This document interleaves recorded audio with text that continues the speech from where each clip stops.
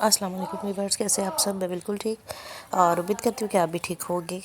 तो आज हम बना रहे हैं चिकन वाइट कौरमा और बहुत ही इजी सी रेसिपी होगी। और अगर आपके पास हैवी क्रीम नहीं है या फिर क्रीम अवेलेबल नहीं है तो उसके बगैर भी हम इसे बहुत ही क्रीमी सा और अच्छा सा बना सकते हैं। तो सबसे पहले यहाँ पे मैंने ना एक बड़े साइज़ का प्याज लिया है और इसे हम थोड़ा सा बस सॉफ्ट करेंगे। इसको हम ना कलर डार्क नहीं देंगे, बस हल्का सा हमने इसे सॉफ्ट कर लेना है। ठीक है, ये देखें, बस जैसे ही ये थोड़ा सा सॉफ्ट हुआ है इसे हम चूल्हे से उतार लेंगे। चूल्हे से उतारने के बाद जो है आप चाहे तो इसे आप ग्राइंड कर लें या फिर आप इसमें चिकन डाल के ना तो आप इसे अच्छे से इसमें भुनाई कर सकते हैं।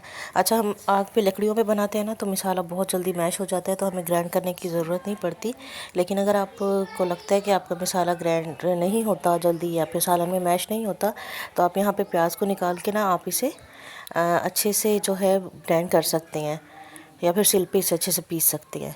तो मैंने अभी इसमें ना चिकन डाल दिया है। जैसे जैसे चिकन की भुनाई होती जाएगी ना तो प्याज जो है ना वो ऑलरेडी साथ खुद ही मिक्स हो जाएगा, बिल्कुल मैश हो जाएगा। उसके बाद जो है मैंने इसमें हरी मिर्चों का पेस्ट जो है वो बना के डाला है और इसके साथ ही मैंने इसमें अदरक लहसुन का पेस्ट डाला है। ठीक है, और अदरक लहसुन का पेस्ट डालने के बाद जो है हम इसे अच्छे से मज़ीद पकाएंगे काफ़ी देर तक के लिए। आप यहाँ पे चाहें तो इस पर ढक्कन दे के भी रख सकते हैं। और ये देखें, अभी प्याज जो है ना बिल्कुल इसमें मैश हो गए हैं, कहीं भी नहीं नज़र आ रहा है। अब इसमें मैंने 1 कटोरी डाली है दही। दही जो है वो इसमें थोड़ा सा ज़्यादा डलता है। दही डालने के बाद जो है हम इसे ढक्कन दे के रख देंगे थोड़ी देर के लिए, ताकि जो दही का पानी है वो अच्छे से इसमें एब्ज़ॉर्ब हो जाए।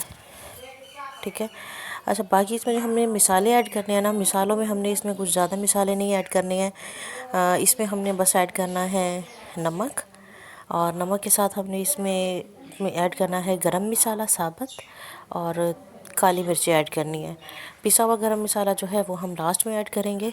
अगर आपके पास घर का है अवेलेबल, आपने ख़ुद पीसा है तो आप डाल सकते हैं, उसका कलर नहीं होता ख़राब। लेकिन अगर आपके पास बाज़ारी पिसा हुआ गरम मसाला है ना तो अक्सर वो ब्लैक हो जाता है टाइम के साथ साथ, तो इसलिए कोशिश किया करें कि लास्ट में डाला करें। तो बस अभी मैंने नमक और काली मिर्च अभी डाली है, बाकी जो वो है पिसा हुआ गरम मसाला वो हम लास्ट में डालेंगे।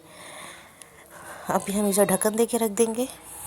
अच्छा, अगर आप लोग मेरे चैनल पे न्यू हैं तो मेरे चैनल को जल्दी से सब्सक्राइब कर दें, वीडियो को लाइक एंड शेयर कर दें और स्पेशली बेल आइकन को भी प्रेस कर दिया करें ताकि आने वाली जो वीडियोस होती हैं उनके नोटिफिकेशन पहले आप लोगों को मिला करे।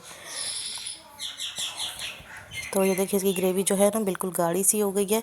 इसमें भी मैंने क्रीम वगैरह कुछ नहीं ऐड की थी।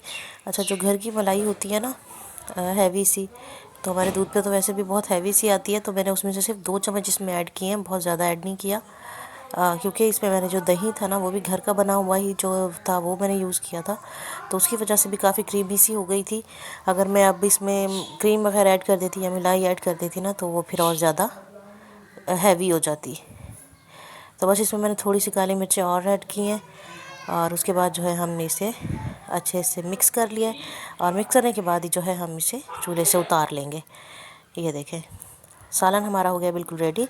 अब हम इस पर ऐड करेंगे धनिया और हरी मिर्चें और साथ ही हम इसमें पिसा हुआ गरम मसाला ऐड कर देंगे। आपको आज की रेसिपी कैसी लगी मुझे कमेंट में ज़रूर बताना। आप लोगों से मिलूँगी मैं इंशाल्लाह अगली वीडियो में, तब तक के लिए अल्लाह हाफिज़।